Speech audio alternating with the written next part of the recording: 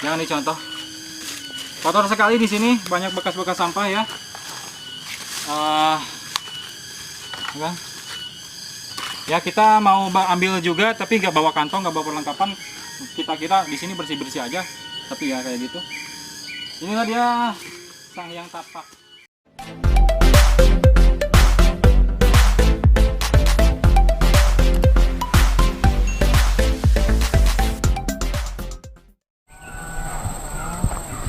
Ya, assalamualaikum warahmatullahi wabarakatuh, sobat Gibah semuanya. Kita kali ini siang-siang langsung akan mengadakan kali ini edisi bisa dibilang traveling, juga mau review iya, dan juga challenge iya. Challenge-nya kenapa? Karena kita akan ke sana, ke atap Mananggel dalam keadaan puasa guys. Ya, kali ini udah menunjukkan pukul 2. Mudah-mudahan kita diberi kekuatan untuk menaklukkan challenge ini ke gunung, hiking dalam keadaan puasa. Saya tidak sendiri, saya bersama Adam tentunya dan juga Arif guys. Assalamualaikum warahmatullahi wabarakatuh. Dan nanti kenapa kita ingin challenge juga ke sini, karena di atas sana di Mananggel ini orang taunya adalah Sang Hyang Tapak aja ya. Atau bekas patilasan tapak kaki Sunan Gunung Jati.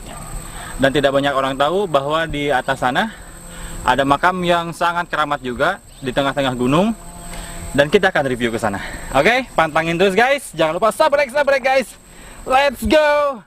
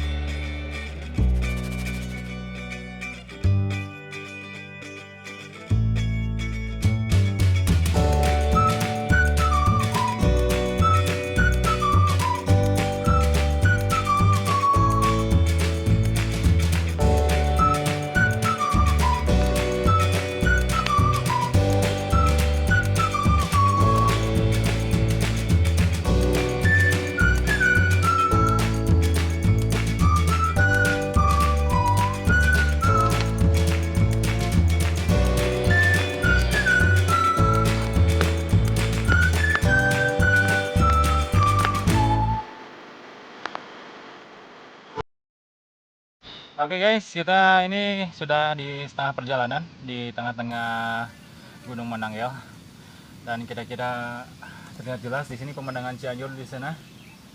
Kalian bisa lihat sendiri guys, Bukit Agung ya, terlihat kayak ini ya, kayak bangunan anak-anak boneka BP.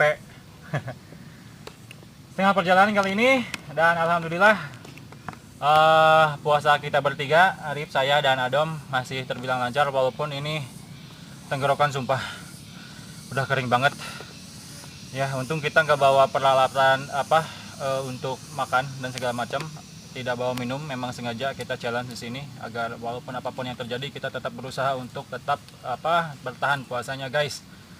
Ya mungkin di kamera wajah saya terlihat pucat-pucat kayak Betran Antolin ya, tapi tetap review ini harus kita laksanakan. Makamnya dekat, mungkin beberapa menit lagi, beberapa tanjakan lagi lah kita akan sampai. Pantengin terus ya guys. Jangan lupa like, subscribe guys. Sabrek. Let's go lagi. Cus.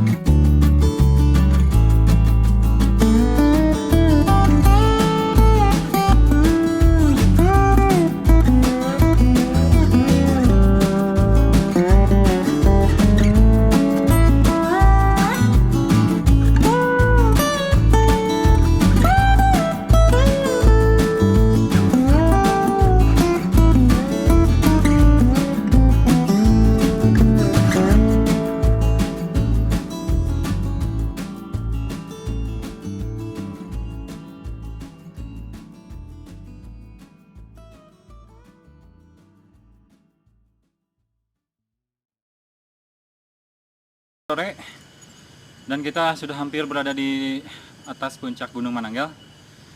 Namun ada sesuatu yang excited nih, yang sudah lama saya tidak kesini ya. Dan dulu itu waktu masih zaman sekolah, Gunung Mananggel ini kiri kanan itu kebun guys. Kiri kanan kebun, mau itu pohon singkong, mau kebun kebun sawo. Dan sekarang kalian bisa lihat sendiri, ini sekarang benar-benar pure Mananggel kembali ke hitohnya guys ya. Kembali ke hitohnya, dia menjadi hutan belantara yang cukup rimbun sekarang. Oke. Namun ada satu kekurangan juga bagi kalian para pendaki yang tidak bertanggung jawab. Tadi kita sempat ya di sini Dom melihat-lihat bekas-bekas sampah yang dibuang sembarangan. Aduh, itu nggak baik guys ya. Jaga lingkungan, jaga alam, jangan buang sampah sembarangan please ya. Please banget, karena seumur hidup saya tidak merasa saya pernah buang sampah sembarangan jika main ke gunung. Tanggung jawablah guys, please. Jaga lingkungan, jaga ekosistem, jaga hutan guys ya. Sekarang Mananggel sudah menjadi hutan yang cukup enak untuk kita daki, untuk kita camping, untuk kita jadikan tempat niis istilahnya ya, untuk tempat mendinginkan hati. Jangan kalian kotori dengan membuang sampah sembarangan. Ada bekas botol air mineral tadi, ada bekas botol pipa gas juga. Waduh, plastik udah gak kehitung lagi. Jadi tolong jaga lingkungan ya. Oke. Kita berburu waktu buka di gunung. Cabut langsung ke atas bener lagi guys. Sabrek ya. Jangan lupa ya. Sabrek.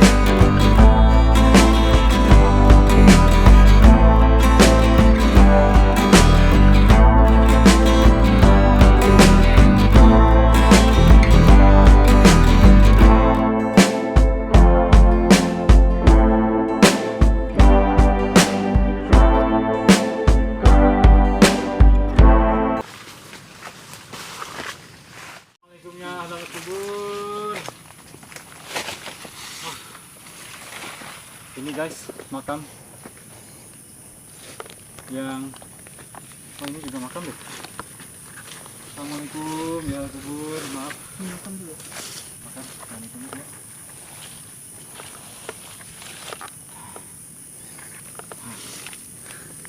Maaf numpang nge-review ya. Ya, bukan maksud selengean, tidak sopan dan sebagainya. Silaturahmi aja ya. Silaturahmi di bulan puasa. Nah. Ini vakumnya gede guys ya, keramat ya. Coba dong, ada munduran dong. Ini saya ada menemukan apa ini? Wah, tapi ini kirain plastik, ternyata ini apa? Botol ada Ip. Iya, gelas. Kayak untuk penelitian gitu Ip, apa ya? Mungkin kalian ada yang tahu guys, kalian yang pernah lakukan ritual-ritual di makam ini apa sih? Apa saya menemukan hal biasa aja? Salah, kita simpan lagi guys. Ini makam 1, 2, 3, 4 ya. 5 mungkin kayak kumpulan-kumpulan batu juga. Ini nggak tahu nih makam bayi atau bukan. Dan ini panjang loh guys, dia panjang lebar ya, tapi tidak ada padung, tidak ada batu nisan, jadi kita tidak tahu siapa sebenarnya penghuni makam ini di dalamnya. Jadi kalaupun kita ingin membaca doa, ya kita nggak tahu kita pengen ngedoakan buat siapa. Kalau menurut warga di bawah sana, ini apa namanya, makam eyang katanya. Eyang saja sih, tidak ada menemukan eyang siapa, eyang apa namanya, di mana tempatnya. Tapi ya begini kondisinya, kondisi makamnya seperti ini bisa kita lihat. Ya mudah-mudahan penghuni makam di sini semuanya dalam keadaan husnul khotimah. Kita doakan saja ya. Karena mereka posisinya di atas gunung, tidak ada yang menjarahi, tidak ada yang mendoakan dari sanak saudaranya, maka mungkin kewajiban kita sesama umat muslim untuk mendoakan orang yang sudah meninggal, guys. Ya, kita doakan sama-sama, guys. Bi barokati umul Quran. Al-Fatihah.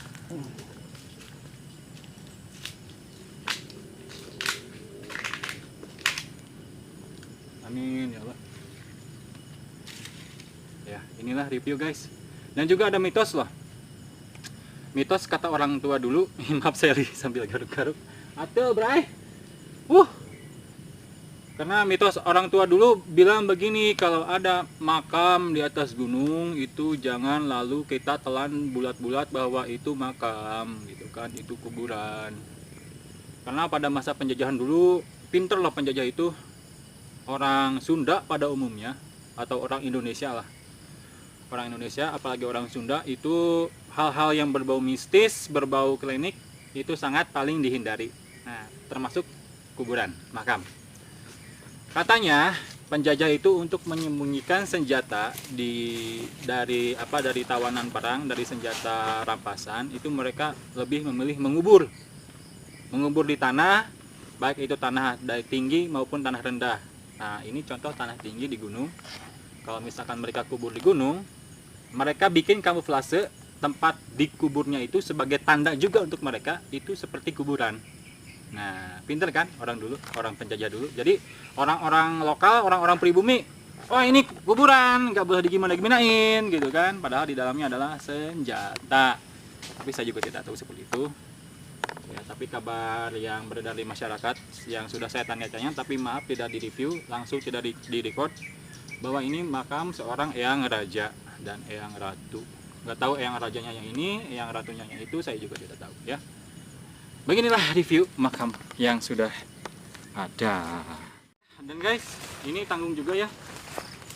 Karena kurang 10-20 meter lagi puncak, di sana ada Sang Hyang Tapak. Bagi kalian yang belum tahu, Sang Hyang Tapak atau bekas tapak kaki Sunan Gunung Jati, langsung kita cek ke sana. Cek lihat. Cus, sabrek.